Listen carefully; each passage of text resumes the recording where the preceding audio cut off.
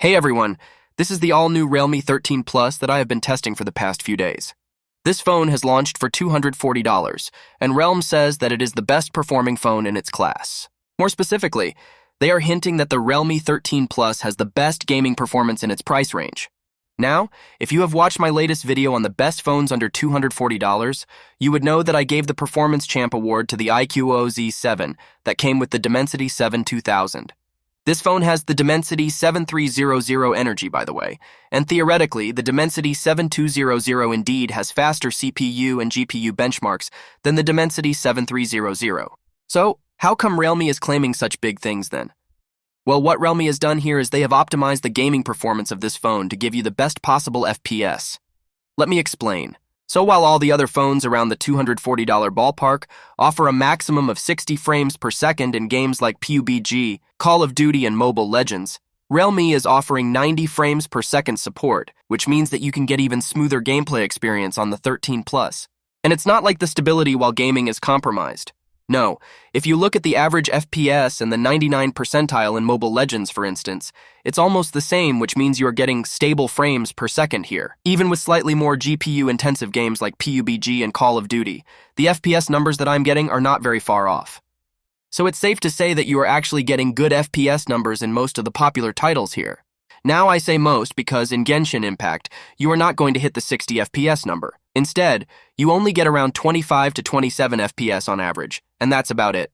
If you try to go higher, the gameplay becomes a bit laggy and stuttery. Another good news about the Realme 13 Plus is that it does not throttle the performance during gaming either. Yes, the phone gets slightly hot. I recorded a max of 42 degrees while playing games, but there is no certain dip in performance, which may be because Realme has used a big stainless steel vapor chamber cooling solution here.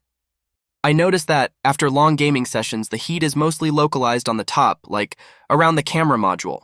So overall, I'm happy about the gaming results and the thermals that I'm getting from this phone. And Realme has also promised a total of 2 years of OS and 3 years of security updates here, although I'm still waiting for this phone to receive August security patch. I think Realme will only offer quarterly security patches here. Thankfully, keeping the gamers in mind, Realme has not gone with a curved screen here. It's a flat screen. So, there are no mistouches while playing games on the Realme 13 Plus. And this is a decent AMOLED screen. It's a Samsung E4 AMOLED panel, and the core quality of this screen is quite nice. The touch response is good, and it is sufficiently bright as well. It's not the brightest that you can get in this price range, but you can go up to 1200 nits in the auto mode, which means visibility is good enough under direct sunlight. So no issues. This screen is HDR certified as well, and it works very well on YouTube. Even while playing a 4K HDR video, I noticed no stutters of any kind. So, that is nice. It still does not support HDR playback on OTT platforms as of now. But it was the same with the Realme GT6T in the beginning, but later HDR playback on Netflix arrived with an update. So, I am hoping it will be the same with the Realme 13 Plus as well. Overall, with the thin bezels and a super fast in-display fingerprint sensor and a nice screen, you can actually get a good display experience on the Realme 13 Plus. However, I wish I could say the same about the haptic feedback too. Usually all Realme devices have good vibration feedback, but this one is an exception. They haven't used a more expensive X-axis motor here, hence the feedback is buzzy and it does not feel tight or crisp at all. And while I am still complaining, the speakers are nothing extra here too. The highs sound slightly distorted, and they are only decently loud. I like the design of this thing, by the way. Especially the color options are very refreshing, and the purple one looks cool too. You get a frosted plastic design as opposed to the leather back we got on the Realme 12 Plus, but I'm not complaining. This dual-tone finish does give quite a bit of character to the phone. Realme is also providing IP65 dust and water resistance here, and the build quality and everything is quite sturdy too. The only thing that I am a little torn about this design here are these sharp edges, which could be a little uncomfortable when you use the phone or game on it for a longer period of time. And also there is only Dragon Trail glass protection here, and no Gorilla Glass protection. But the best news for the gamers is right here.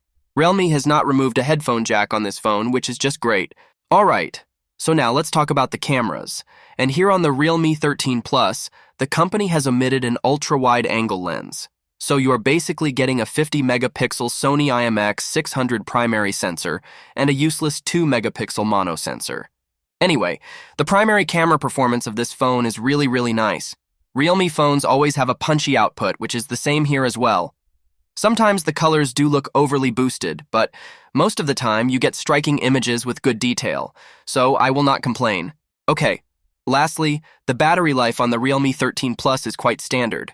You're not getting the bigger 5,500 mAh battery, and as with OnePlus, Realme, and Vivo phones, here it's just a normal 5,000 mAh cell, which gave me a consistent 6.5 hours of screen on time, which is decent enough to last for a whole day. Charging is also fast here.